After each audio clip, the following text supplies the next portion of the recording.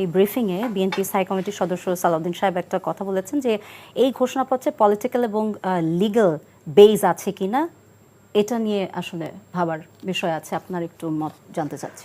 প্রথম কথা, একটা রাজনৈতিক বেজ তো আছেই, কেননা আপনি একটি গণ অভ্যুত্থানের ভেতর দিয়ে সরকারটি বিদায় নিয়েছে এবং তার যে আইনগত ভিত্তি সেটাও কিন্তু অ্যাপিলেট ডিভিশন, আপনি জানেন যে সরকারের শপথ নেওয়ার সময় তারা ওই পথটিও পরিষ্কার করেছে যে অন্তর্বর্তী সরকার কোন ভিত্তির উপরে শপথ নিলেন। যে কারণে আমরা তখন বলেছিলাম যে দুটি চয়েস আপনার কাছে ছিল, আপনি চাইলে কিন্তু তখনই সংবিধান রহিত করে আপনি কিন্তু বলতে পারতেন এটি একটি বিপ্লবী সরকার এবং আমরা দেশের আইন কানুন মতে, যেহেতু সরকারটিকে আমরা আইন কানুন মতে বিদায় দিইনি, আমাদের সরকারও আইন কানুন মতে হবে না, ভবিষ্যতে যখন আমরা পার্লামেন্ট হবে, সরকার গঠন হবে, তখন আইন প্রণয়ন করে সেই আইন অনুযায়ী ব্যবস্থা নেওয়া হবে। এখন আমরা একটি মাঝপথে রয়েছি, আমাদের সরকারটি শপথ নিয়েছে রাষ্ট্রের আইন অনুযায়ী, সংবিধান অনুযায়ী, রাষ্ট্রপতির অধীনে, তাই তো? কিন্তু বিপ্লবটি হয়েছে বা গণ অভ্যুত্থানটি হয়েছে সম্পূর্ণ মাঠ থেকে এবং তার কোনো আইনানুগ ভিত্তি কিন্তু নাই। কাজেই এই ঘোষণাপত্রের একটি আইনানুগ ভিত্তি দাঁড় করাতে হবে এবং এই ঘোষণা আমি একটু আগে যে আপনি অন্য উত্তরদাতার কাছে যাওয়ার আগে যেটি বলছিলাম যে রাজনৈতিক ভিত্তি কিন্তু পরিষ্কার, যে আমরা 17 বছর বলি, 16 বছর বলি, একটি ফ্যাসিবাদী শাসন, পরপর 3টি নির্বাচন হয়েছে যেখানে ভোট হয়নি, সরকারটি মোটামুটি অনির্বাচিত ছিল এবং তারা গুম খুনে ব্যস্ত ছিল, তারা অনেক মানুষকে বিনা বিচারে হত্যা করেছে, তারপরে 36 দিনে এসে গণহত্যা করেছে। মানে জুলাই গণঅভ্যুত্থান বলা হচ্ছে কারণ এক্সিকিউশনটা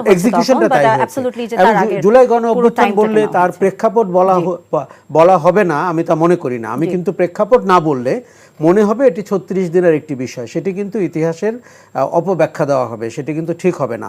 কেননা শেখ হাসিনাকে যখন আমরা বিচারের মুখোমুখি দেখতে চাই, তাকে আমরা 16 বছরের স্বৈরাচারী শাসনের এবং গুম খুনের এবং এই যে বিএনপির মতো বিরোধী দল যার লক্ষ লক্ষ মামলা এবং তার কর্মীরা কোন অবস্থায় ছিলেন আমরা কিন্তু দেখেছি। রাজনৈতিক দলগুলো তাদের মতো আন্দোলন করেছিলেন। দেখুন, সরকারটি একটি রাজনৈতিক সরকার ছিল না, সরকারটি একটি মাফিয়া স্টেট তৈরি করেছিল রাষ্ট্রের অর্গানগুলোকে সাথে নিয়ে। সেটি কিন্তু কোনো রাজনৈতিক দলের পক্ষে আন্দোলন করে ফেলা কঠিন যদি না আপনি গণ অভ্যুত্থান করেন।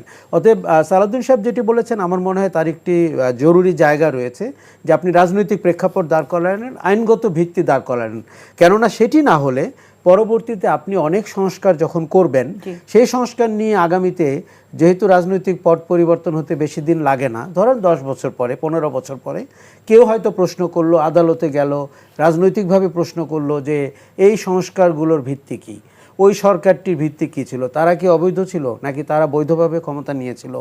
আমার মনে হয় আমাদের খুব দারুণ একটি ইতিহাস রচনার সুযোগ হয়েছে, কেননা মানুষের ইচ্ছার, আমরা 90 সালের কথা হচ্ছিল, 90 সালেও আমরা মনে করেছি যে আমরা একটি স্বৈরাচারের পতন ঘটিয়েছি, কিন্তু এবারের অভ্যুত্থানের যে চেহারা এবং অংশগ্রহণ মানুষের, বিশেষ করে সর্বস্তরের রাজনৈতিক দল থেকে শুরু করে সব, মাদ্রাসার স্টুডেন্ট, শ্রমিক, কৃষক, যাকেই বলবেন, এটি যদি আমরা সুন্দর করে লিপিবদ্ধ না করি তাহলে ভবিষ্যতে বিকৃতির সুযোগ রয়েছে, থাকবে। আসিফ নজরুল আজকে ব্রিফিংয়ে একটা কথা বলেছেন যে আরো যদি দরকার হয় আলাপ আলোচনা করার রাজনৈতিক দলগুলোর সাথে উনি আবার বসবেন। এটা কি কালক্ষেপণের আরেকটা ইঙ্গিত কিনা? একটু যদি শর্ট করে আমার মনে হয় কালক্ষেপণের না। দেখুন, ঘোষণাটি নিয়ে সরকারও একটু বেকায়দায় রয়েছে, কারণ বৈষম্য বিরোধী ছাত্র আন্দোলন নাগরিক কমিটি তারা ঘোষণাটি দিতে চাচ্ছেন এবং এটি কিন্তু আমি বুঝতে পারি তাদের অ্যাংজাইটির লেভেলটা কি। দেখুন, তারা ফ্রন্টলাইনে ছিলেন, তাদেরও কিন্তু একটু জীবনের আশঙ্কা, ঝুঁকি এগুলো রয়েছে। ভবিষ্যতের যদি আমরা ভিন্ন মতের ভবিষ্যৎ দেখি, তাহলে এখন সরকার প্রথমে তাদেরকে হয়তো অ্যালাউই করেছিল যে তারা ঘোষণা দিয়ে দিবেন, পরবর্তীতে সরকার বলল আমরা দিব, পরে সরকার বলল যে না আমরা ফ্যাসিলিটেট করব, আমরা ঘোষণা দিব না।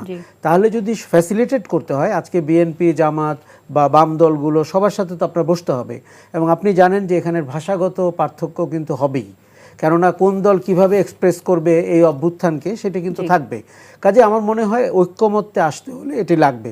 তবে আমি আহ্বান করব, এসবে যদি আমরা বিরোধে জড়াই তাহলে কিন্তু আমাদের ভবিষ্যৎ খুব ভালো না। কিন্তু এগুলোতে আমরা যত দ্রুত কমনালিটি বা কমন গ্রাউন্ড দাঁড় করাতে পারি, আমার মনে হয় যেভাবে দেখুন গণ অভ্যুত্থানটি হয়েছে তখন আমরা কেউ ভাষাগত বিরোধ নিয়ে মাঠে নামি নাই, আমরা বলেছি যার যা কিছু আছে আমরা নিয়ে নামলাম এবং সরকারকে হটাতে হবে, পরেরটা পরে দেখা যাবে। আমার মনে হয় ওই স্পিরিটটা এখনো থাকতে হবে ঘোষণাপত্রের ব্যাপারে। এই বিষয়ে আপনি কি কিছু অ্যাড করতে চান হেলাল ভাই? কায়সার ভাইয়ের সাথে আমি একটু কন্টেস্ট করতে চাই জি যে এই যে ঘোষণাপত্র, এইটা কি আমাদের এই বিপ্লবী ছাত্র বা বিপ্লবী জনতার সেফগার্ড নাকি? জি ভাই যেটা বললেন যে টুরা এক ধরনের সেফগার্ড কিন্তু বটেই। আমার বক্তব্য হলো কায়সার ভাই যে বিপ্লব, বিক্ষোভ, বিদ্রোহ যারা করে তারা এই অ্যাংজাইটিতে থাকে না। এবং যদি আপনি কোনো কাগজে সমাধান করে কখনো কোনো কিছু সেভ করা যায় না, তাহলে আপনার আপনার বাংলাদেশে অনেক ইন্ডেমনিটি হয়েছে, অনেক কিছু হয়েছে না বাংলাদেশে, তারপরে তো বিচার হয়েছে না।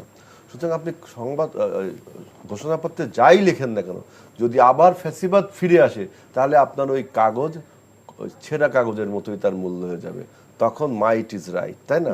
অর্থাৎ বিপ্লবীরা বা বিক্ষোভকারীরা কখনো এই কাগজকে তাদের সেফগার্ড হিসেবে ভাবে না। অর্থাৎ এই বয়ানটা কায়সার ভাই, আমি বিনয়ের সাথে আপনারা বলছি, এই বয়ানটা আমাদের ছাত্র ভাইদেরকে আন্ডারমাইন করে।